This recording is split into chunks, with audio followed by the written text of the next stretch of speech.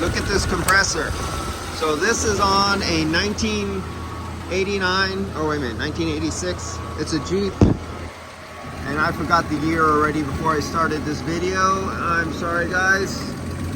1987 Jeep. And it came in with zero refrigerant in the system.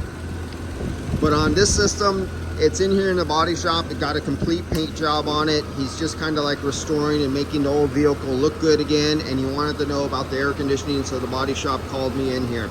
So I could have went straight into a nitrogen decay test and tried to find a real big leak right away.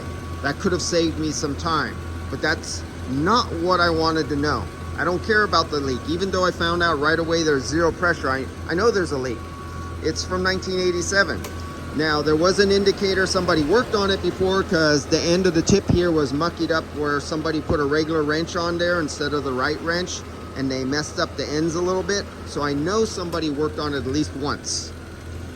And I know the hoses are original, and the hoses as they get old become like sponges. They're porous, and refrigerant goes through the hoses. Even if you took this thing brand new off the dealership floor and parked it in your living room and never drove it, you would come back to an empty system. And because the refrigerant just naturally goes through all the rubber components and everything like that. Really, really slowly, and they don't leave no oil marks. You won't always see oil and a stain or a dust buildup. So in this condition, since I know how old the system is, these are notorious for, if they were worked on and moisture was inside them, that the inside of this receiver dryer right here will get rusty, and the little chips of flakes will fall down to the bottom, and when you charge them back up, the flakes will get picked up on the pickup tube at the bottom, and the rust flakes will go in and plug up the expansion valve. Still could happen, even though I filled it up and it's working right now. You'll see the low side pressure here. I'm not hooked up on the high side, just the low side. And you can see it's not going down to a negative vacuum or anything. It's only 60 degrees out right now. Outside it's actually 51 degrees. Inside the shop it's 60 degrees. I got the heat of the engine right here, heating up this local area. What else can I tell you? Oh, this compressor. So a lot of guys, they go, oh, I can replace compressors. I open up the box, I take off the broken piece, I put on the new piece, and it'll work. Now, a lot of these compressors come with no oil in them, and some manufacturers don't put on no stickers or tags telling the technician that there's no oil in the compressor. And sometimes there is a piece of paper at the bottom, but it stays at the bottom of the box or pushed off immediately to the side, because that's reading, and technicians don't like to read because they're mechanics. They know how to change parts.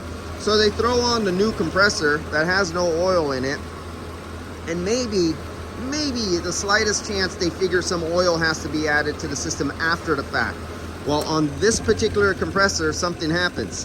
They add in oil either through the high side, the low side, or maybe they'll pour it into the new receiver dryer, whatever their excuse or reasoning is. But this has a gearbox on it. It actually has a crankcase inside here, just like a sump pump in an engine, like the old, your engine, or an old A6 compressor or a York at Tecumseh would hold like 6 ounces of oil inside, because they have a pump and they have moving gears. When you take one of these apart, it almost looks like a rear end differential, and it's bathed in an oil bath of oil inside here. This is the oil dipstick, or this is the oil fill hole or drain hole right here. So when these smart guys who are mechanics for 20 years put on one of these compressors that come without oil in it, and they put oil in here, the majority of all the oil stays in circulation that they added in the refrigerant side on top of the compressors, and it doesn't migrate to the center of the case and put the gears in the oil bath. So it goes out and it leaves working, but it comes back with a burnt up compressor later because they don't read. And in this one, since I know this has a leak somewhere, I'm going to look for a leak. And if he wants to go through all the proper procedures after replacing what I find as a leak later on. Now, this clutch has a lot of oil on it. Get that right there. See all that dried oil? So that was years of oil being flung out from the front shaft seal. A little bit a little bit of that on the old systems was normal. They would get a little oil seepage and over for a 20-year-old car, and then all the dust would dry on there. The AC system goes low and you see that result. We know that could be one of the problems. Now, another thing I found out, if you looked at the previous videos on here, I showed you this would not hold vacuum. It would not hold vacuum. And I would turn off the vacuum and it would go to 3,000, 4,000, 5,000, 6,000, 7,000. And if I let it sit, it would go up probably a little bit more.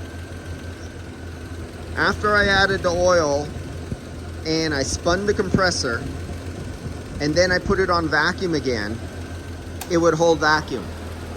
You tell me, what did I do that fixed the vacuum leak, that stopped it from vacuum by only me adding oil, and I put like 1 ounce of oil here because I did do a retrofit, a cheap retrofit just for testing. The receiver could come off later and be replaced. But just for testing, and I spun the compressor, and after spinning the compressor and adding oil, the vacuum leak stopped. What did I do that disturbed or caused something to happen that stopped the leak, the vacuum leak, just by performing those procedures? And I think that's all I'm going to tell you right now. We'll wait for a further video. Oh, let's go here. So here's the clutch. This is the temperature. So we go down to 41, 41, 41, 40. So we're going down to 41 degrees, probably 45, 46 degrees, almost 47 degrees. That's the temperature out of the dash with the clutch cycling on and off. And I have it in fresh air mode.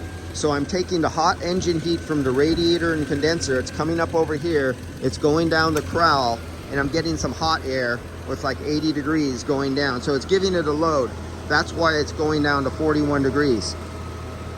Before I had it in recycle mode, it would go down to 39 degrees when I had it in recycle. And now that I have it in fresh air mode, taking hot engine heat, it goes down to 41 degrees. So that's, you know, I gave it a little bit of load because it's so cold out. All right, I'll catch you guys later. We'll stop right here and see if I come up with anything else or if I have time to make some more videos. I'm a little bit of rush because I'm behind and I'm overloaded with work today. So I don't know if I'll be able to do 1 or 2 more videos on this car because I have text messages coming in, emails, and 2 phone calls came in over my my screen. As I'm taking this video, I have messages coming up on my screen disturbing me, and I'm busy. See you guys.